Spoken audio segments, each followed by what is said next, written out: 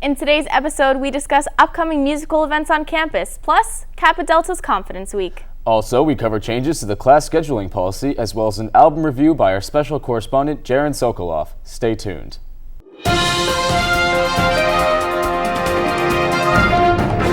Hi, I'm Derek Carper. And I'm Kate Caratanito. This is LTV News.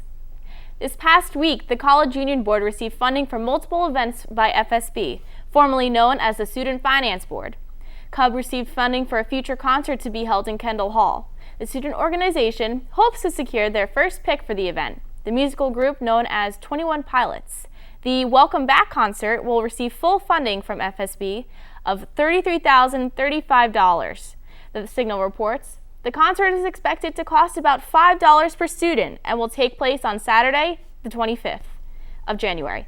CUB also received money for two other upcoming events. The Signal reports that the student organization is to be given $18,573 to host an a cappella show in early April. This performance would be headlined by the a cappella group known as Pentatonics, with the opening performance by the TCNJ a cappella group, the Trentones. The event will cost TCNJ students $10 per ticket to see the musical groups perform. The final funding request was for an event known as Haunted TCNJ, hosted by Derek Bartlett. The event will have Bartlett touring Kendall Hall on October 31st. This is the same Kendall Hall that TCNJ students believe to have been haunted after the unsolved murder in the late 1970s. CUB was allocated $3,173 for the event, which will start at around 8 o'clock. This event is exclusively open to the first 30 students who join, so if you are interested, make sure you sign up early. Here at TCNJ, we work hard to make academics our top priority, while organizations as sports usually come second. Though this may be the case, the college has been seeing a rise in sports attendance recently. With more spirit, more numbers, and a better atmosphere, it is possible that students have been showing a much greater interest in sports here at TCNJ. Some sports are seeing close to a 40% increase in spectator attendance on the sidelines. These growing numbers are important for TCNJ sport programs. Football is not the only sport that can use Lions pride to be cheered on. Like our football team, it seems that many sports have been improving, bringing home more wins than we have seen in the past. With games like last week's women's soccer team winning over the number 2 ranked Johns Hopkins University, it seems the crowd only grows with the team's ability to win. The recent spike in pride and attendance is a great way for our teams to do better, but also a way to get hyped for our upcoming homecoming game. Kappa Delta sorority recently held Confidence Week at TCNJ from Monday, October 7th to Saturday, October 12th, reports the Signal. TCNJ's chapter of Kappa Delta sorority did multiple things during Confidence Week to raise the college's awareness of the importance of self-esteem. The Confidence Coalition, which was founded by the Kappa Delta sorority, states that 90% of women want to change one physical part of their appearance.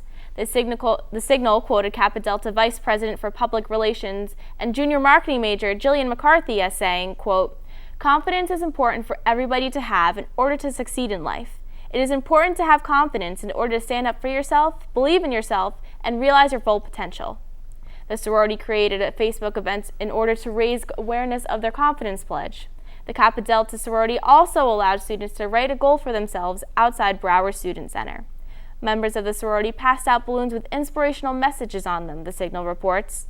With the Confidence Coalition reporting that 1 in 4 college-age women have an eating disorder, Kappa Delta sorority plans to continue with the coalition's goal for a quote, world of confident girls and women. Let's hear from Jared Sokoloff on his review of Justin Timberlake's newest release. Jared, it's all yours at our Entertainment Corner. Hey everyone, and welcome to the Entertainment Corner. I'm Jared Sokoloff. It's only been a few months, but Justin Timberlake is back with a new album. However, this collection of 10 songs is literally the 2020 experience 2 of 2. The album takes over where part 1 left off with extremely lengthy pop songs exploring a wide range of genres. However, this set really doesn't have the strength that the original part did. With the exception of the Michael Jackson-inspired Take Back the Night, the lead single off the album, the first half of the album contains Timberlake attempting to sing hip-hop songs. And yes, Timberlake's partner in swag, Jay-Z, is back for another cameo. However, the album takes an abrupt turn with the country-influenced Drink You Away, and the next 4 songs sound like the familiar Timberlake mishmash we're all used to. The album seems to end with Only When I Walk Away, which truly sounds like an unused NSYNC song from a decade ago. However, we are left with the hidden track, the quite touching acoustic ballad, Not a Bad Thing. There aren't any bad songs on the album per se. They're all really well written and, for the most part, well produced. The problem is Timberlake's tendency to let his songs run through multiple false endings, turnarounds, and what kind of sounds like a remix of a song inside the original song itself. In the entire album, there's only one song that's under 5 minutes, which is odd for pop territory. Now, I'm a progressive rock fan, so I have the musical attention span of about 5 hours. But for many fans who enjoy listening to normal music, it may be hard to get through this album. So proceed with caution. It's a very long ride, but it's a crazy and unexpected ride at that. That's all for this edition of Entertainment Corner. Back to you, Kate and Derek. We're going to take another short break, but stick around for more stories, including our special sports update. Hey, John. What are you looking at?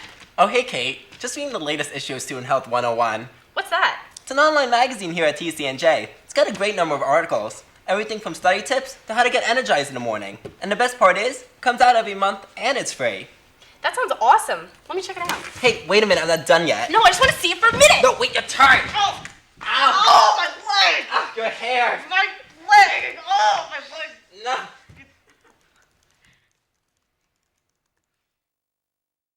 Student Health 101. Log on now. It's about time you had some me time. And we're back. Let's get to the remainder of our stories. With many years without any changes, the college is due for some alterations to the standing scheduling policies. Last week at the Student Government's General Body meeting on October 9th, representatives from college-wide committees made a presentation on some proposed changes to scheduling and policy. Director of Records and Registration Frank Cooper began the presentation with a discussion of the existing inefficiencies of the scheduling grid. Alongside other losses of productive time, the biggest concern was the dated fourth hour, which occurs on Wednesday of the current scheduling grid. Cooper discussed how many classes remain empty when they could be filled in a more efficient manner. He also discussed how the current scheduling grid allows for too much strain on the food servicing facilities during the set lunch hour between 11:30 and 12:30. 3 distinct scheduling grids were proposed, and the aforementioned issues were addressed in these layouts.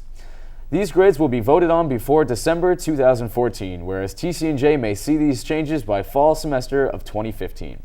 Jacqueline Taylor, the Provost and Vice President of Academic Affairs, was next to speak. She addressed some of the changes to the course policies, such as enrollment, course repeating policies, and course withdrawals. Among changes to wording were some housekeeping on the policies that the college currently maintains. In the future, students will be able to take a course twice upon dropping the course. The discussions ended with student input, and both representatives were glad to hear the opinions of the students themselves. TCNJ's annual a cappella event, known as Acappellooza, took place on Saturday, October 12th.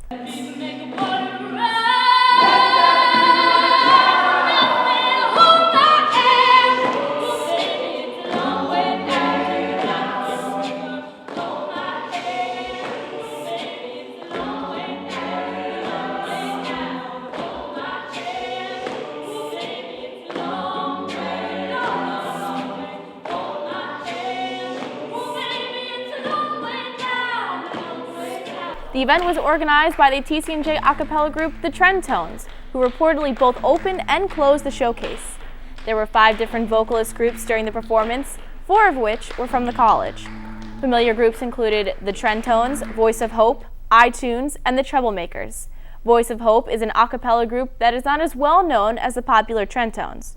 Voice of Hope covers solely religious songs, as they are the only Christian a cappella group on campus. The all-vocals showcase contained a variety of messages and tracks, although they all had to put in work to format the song for an a cappella rendition. The hosts of the event, the Trend Tones, performed James Taylor's That Lonesome Road, as well as a mashup of Beyoncé's Halo and Kelly Clarkson's Already Gone, the Signal reports. The group closed out with an amazing rendition of Delta Ray's Bottom of the River. The Signal quoted the president of the Trend Tones, Corina Santos, as saying, quote, "The complexity of arrangements is varied based upon the song and the person arranging it, but there is a lot to think about while arranging. The harmonies, tempo, and vowels are just the beginning." Things have been heating up recently for TCNJ Lions football team. Recently, the team took on Keene University, shutting them down with 2 minutes to go. Sophomore defensive back Matthew Fleck was able to secure the touchdown with mere moments to spare. These successes are not limited either. The Lions team has been maintaining a 3-game winning streak. Morale has been high, and sophomore quarterback Sam Palladino said, quote, "The team's defense has been incredible this whole year. The players have been able to execute great plays against other teams, and not only old members but also new members have put in a lot of effort. Among many successes was a 68-yard drive, completed by a 15-yard touchdown." Palladino continued by adding, quote, "Every week we have a great game plan in place by our coaches that always puts us in positions to succeed." The next game is the big one. The homecoming game will be held on October 19th on the home turf against SUNY Morrisville. We hope to see a great game by the Lions. All this football talk brings us to our next segment with Jasmine Bodie. Jasmine, what's going on in the world of sports? Hey guys, welcome to Sports Flash. I'm Jasmine Bodie. Lots of things are happening. Let's start off with some field hockey. The TCNJ field hockey team defeated Eastern University 3-1 on Tuesday, October 8th, improving their record to 10-1. However, on Friday, the team fell to Montclair State University, giving the team their second loss of the season. Catch the next field hockey game on Saturday at 5 p.m. The men's soccer team lost 2-1 to Muhlenberg College on Wednesday, October 9th. The guys quickly rebounded from the loss with the win last Saturday versus William Patterson University, winning 1-0. The next game is this Saturday versus King University right here at TCNJ. The nail-biter game of the week goes to the women's soccer team, who defeated Johns Hopkins University 2-1 in double overtime. Everyone here at LTV wishes the Lady Lions good luck on Saturday at King University. Michael Jordan and LeBron James will be playing a one-on-one in the legend versus rookie grudge match in Packer Hall. Well, not exactly, but the men and women's swim teams will be competing against the old timers and alumni versus rookie swim meet. The football team is on an all-time high, winning on Friday against King University. Catch the team this Saturday for homecoming 2K13 at noon on the field. Remember, with the Lion comes the roar. Back to you, Kate and Derek. Well, that's it for this edition of LTV News. If you would like to join LTV or like us on Facebook or email us at ltv@tcnj.edu. I'm Derek Carper. And I'm Kate Cartenuto. See you next time.